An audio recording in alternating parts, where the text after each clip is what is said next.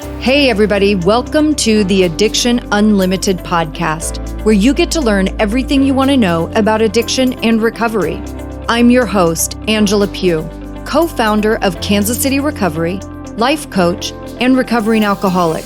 To learn more about me, you can listen to episode 0 on your podcast app or find us on the web at addictionunlimited.com. Hello, my friends. Welcome to episode number 122 of the Addiction Unlimited podcast. I'm your coach, Angela Pugh, here to help you get past this yo-yo sobriety and get comfortable in your new lifestyle, alcohol-free. So how about our last episode? Trisha Lewis from Recovery Happy Hour podcast was on the show, and I know you guys are loving this because I think her podcast is the one I hear about the most. Like when I see people in the Facebook group talking about other podcasts they love, hers is always one of the most mentioned. And I totally get it because she's awesome and funny and so easy to relate to and hang with. I really enjoyed meeting her and spending that time with her. I do want to talk about something I really loved in her episode too, because I don't think I realized the importance of this piece of the puzzle, and definitely not in the context of podcasts, because we didn't have podcasts when I got sober. Trisha talked about listening to podcasts when she was starting to figure things out, and this is a totally normal part of the journey, right? In the beginning stages, when you start to realize you are out of control, you start this research phase, right? In my day, we went out and bought all the self-help books and vowed to get our lives together and try harder than we've ever tried before. And like you start this whole life makeover plan and eat better and work out and start journaling every day. And you have a whole new commitment to life for about a week. Now you do the same thing, but you hit the internet and podcasts and you buy all the sober people books. I'm a little sad I didn't have all this good stuff when I was struggling, because there's so much great information out there. And at the same time, that's what fuels me to continue creating a ton of resources and information for you so you can find everything you need and learn at your own pace and have honesty and real actual knowledge about alcoholism and addiction and recovery. And Trisha mentioned that she had heard someone on a podcast share their story and it was the same as her story. And that's what bridged the gap for her. She heard someone else who was a high-functioning alcoholic who had their shit together and was an alcoholic in recovery. There seems to be this misconception that you have to be one or the other. You either fit in the box of having your shit together or you fit in the box of being an alcoholic. But the truth is, it's almost always a combination of both. We've talked about high and low bottoms on this show many times, and there are definitely different struggles for those of you who have high bottoms. And well, I should probably take a minute and explain the concept of high and low bottoms. Oftentimes, when people think about alcoholics, you envision these lives and situations that are a real mess. You think about rock bottom as this disastrous place where you've destroyed your life. DUIs, jail, losing jobs, losing homes, losing families, just overall losing everything. You think of a person who's a mess all around and looks like a mess, and everything you do, you can tell they're a mess. It's drinking to blackout and losing friends, getting arrested, waking up with bruises that you have no idea where they came from. And if we continue drinking, we can all get to that place. Or like me, crashing my car. It's kind of a low bottom. Well, certainly a low bottom moment. And then there are these high bottom people. A high bottom is the person who is over drinking, who's uncomfortable with how much they are drinking or how much they look forward to drinking or think about drinking, But for all intents and purposes, they're okay. They have their life together on the outside anyway. This is where so many people, so many of you separate yourselves. You hear these stories, even my story of crashing my car, and you separate yourself by saying, oh, I'm not that bad. I would never do something like that. I've never gotten a DUI. I have a job and money and a business, and I take care of my family, and I've never blacked out. And you try to convince yourself that your problem is different. You hear my story and tell yourself that you aren't as bad as me. And that allows you to lie to yourself and not make recovery a priority. You can tell yourself that you can still get it together.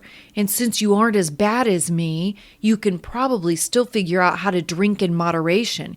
You don't have to get sober like me because you aren't as bad as me, or whoever you hear in AA or on the podcast or wherever.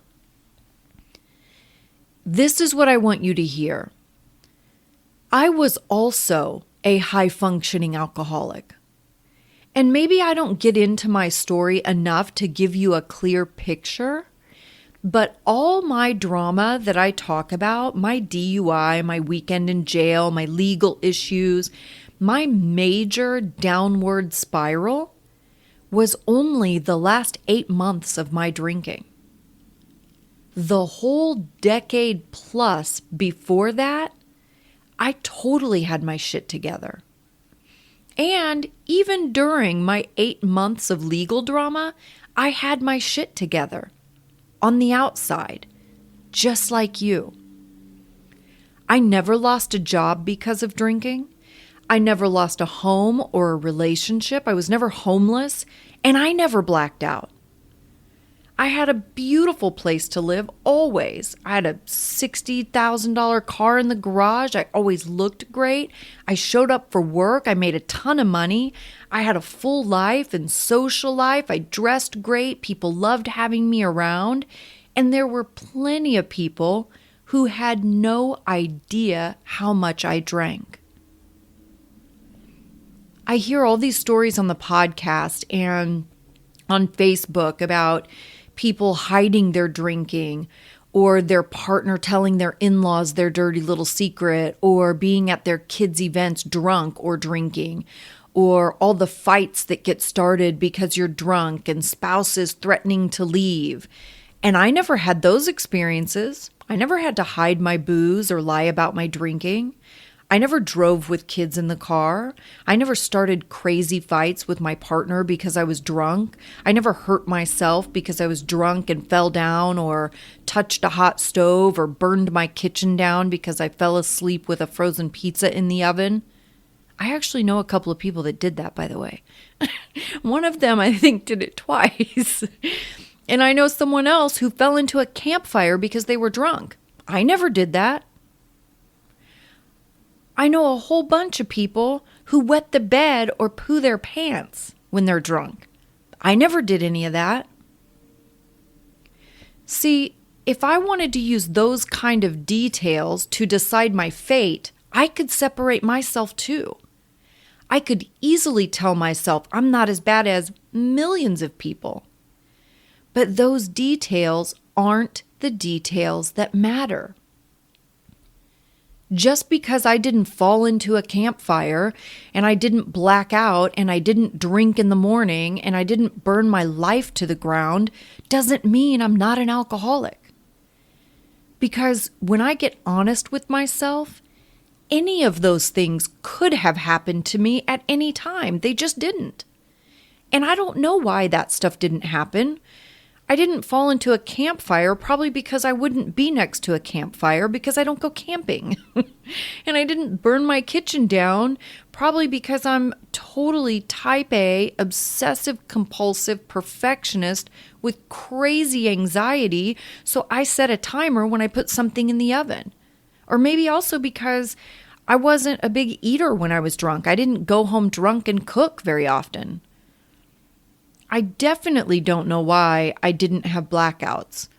And I don't know why I didn't drink in the morning.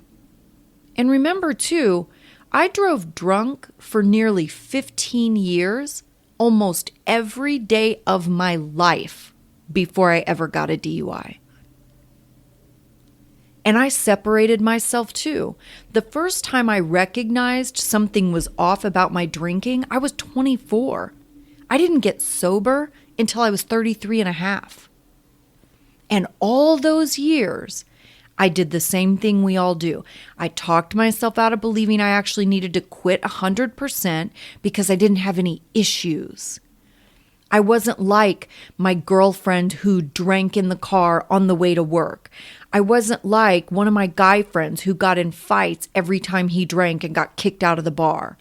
I wasn't like my couples friends who got drunk and got in these massive dramatic fights and like throw each other's stuff on the lawn. I wasn't staying up all night doing drugs. I wasn't sleeping around and hooking up with random people when I was drunk. I never got a DUI or had a wreck until I did. I knew deep down inside that I was an alcoholic by the time I was 25 or 26. I never talked about it to anyone. I didn't stress about it. I never considered quitting at that time, but I knew I wasn't doing it right. I knew it was too important to me. And I recognized when I was going into social situations, I had the thought, don't worry about it. You can just have a couple of drinks and everything will be fine. Or when I was going to work and I was hungover, I thought, don't worry, just get a couple of drinks down and you'll be fine. I knew I used it the wrong way long before I had ever had anything negative happen. Many years before I got a DUI, many years before I crashed my car, many years before I found myself in jail. On the outside, I had it all together.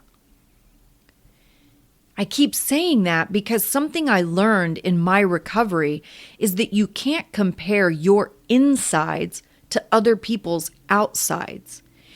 And what I mean by that is you're trying to compare how it looks for other people to how you feel on the inside.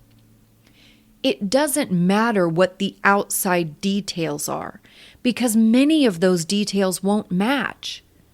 What does matter is what's happening on the inside. Rock bottom has levels, right? Just like we were talking about high bottom and low bottom. Bottom is a spectrum. And the thing I want you to understand, the absolute truth about bottom is that once you're at any level, there's only one way to go, and that's down. If you're a high bottom now, you will eventually drink yourself to the middle bottom, and then the low middle bottom, and then the low bottom. And there's a huge difference between being high functioning and having a high bottom. I was high functioning all the way to the end, but I stayed in the game long enough that my actual rock bottom moment was low. It was terrifying and humiliating and a huge wake-up call. I crashed my car and my whole life crashed with it because in that moment, I could no longer deny what was really going on. I could no longer separate myself from the other alcoholics. And remember, my accident and rock bottom moment was probably about an hour. From crashing my car to being rushed to the ER was probably about 1 hour, somewhere around there. 1 hour out of a decade and a half of drinking. And that low bottom moment was 8 months in the making. I got my DUI in April of 2005 and was sober by January of 2006. And I was still high functioning for all of those months too. But I was only high functioning on the outside because on the inside, I was desperately sad. I was heartbroken over the person I had become. I was humiliated by the pieces of me I worked so hard to hide from the world. I was painfully lonely because I couldn't let anyone in. I couldn't let anyone see who I really was. I was a liar. I hated myself and how weak I was because I hid in the bottle instead of facing my life and my problems. And I was a total fraud because I had 2 lives and 2 personalities. The one on the outside was amazing and funny and full of friends and going out. And the one on the inside was totally alone and isolated, full of fear and pain and self-loathing, ashamed and embarrassed and hiding from life. But I was still high functioning. You see what I'm saying? High functioning and high bottom are 2 separate issues. High functioning is about all the outside details, the picture you can create for everyone else to see, the lie you build about who you are, all those outside things, holding a job, being the life of the party, making money, living in a nice place. All of those details are about controlling what other people think about you. You have to show them a certain picture so they believe you have it all together. It's the same thing if you isolate and drink at home alone. Turn your phone off so you can't drunk call or drunk text people. All the rules you put around your drinking, or leaving a party or a gathering early so you can go home and drink the way you really want to. You are controlling your image to other people by not showing yourself so they can't see you drunk. All of this is manipulation, but it's high functioning. When you think about all that drama and all those negative feelings, shame, self-loathing, depressed, angry, hungover, sad, anxious, does that sound like a high bottom? It sounds pretty awful and low to me. Your bottom isn't about how much you drink or how often you drink or how your drinking looks to other people. Your bottom is about how awful you feel. And how far down are you willing to let yourself go? My rock bottom moment was hard, but it was the very moment that my denial and fear and inability to take action collided with reality. I wasn't ready to quit drinking, but I knew I needed to, and there was a part of me that really wanted to, but I couldn't take it seriously until I was in a desperate situation. I had to have a head injury and a moment of sheer terror to get me off my lazy ass and make a commitment to do something good for myself. But that rock bottom was merely a moment. My true rock bottom was happening for a couple of years as my drinking increased and my self-esteem continued to plummet. I grew more disgusted with myself every day. I had no self-respect. I was sad and depressed and exhausted every day. That's rock bottom. And all of that happens on the inside. It's not about the outside moment or the thing that happens to you. Rock bottom is inside of you. And feeling all of those horrible things, being afraid of your own drinking because you don't know what's going to happen once you start, locking yourself in your house alone so no one sees you and you can't do anything crazy, waking up and having to piece your night together because you don't remember, making the apology tour to all your friends and family again, waking up with bruises you have no idea where they came from. That doesn't sound like a high bottom to me. It sounds awful and miserable and very low. And you can be all of those things and still be high functioning. You wonder why you struggle with quitting drinking, and usually it's because you haven't really decided. You can't quit drinking successfully because you're sending yourself mixed messages. You feel like crap. You know you aren't doing it right. You know how badly you feel on the inside, but you still want to use how it looks on the outside, how it looks to other people as your grading scale. This is a normal part of the journey. We all do it. So don't feel bad about it. We all do it. But don't have expectations of successful sobriety when you have one foot on one side of the line and one foot on the other side of the line. Your brain has no idea which way to go because it needs you to lead, and you can't lead because you're trying to do some weird juggling act because you're more concerned about what other people will think of you rather than worrying about caring for yourself and showing your brain and your body some love and mercy. Stop poisoning it. We're going to talk about a lot of these issues too in the webinar that's coming up. If you want to jump in there and get some insight about getting a plan in place and overcoming cravings, you can sign up for the webinar. It's totally free. It's just something I'm doing for you guys to have some more information and so you see how I work and how my process is.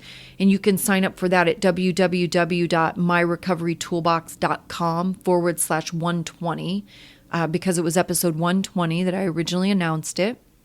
Again, www.myrecoverytoolbox.com/120, and I will link that in the show notes as usual.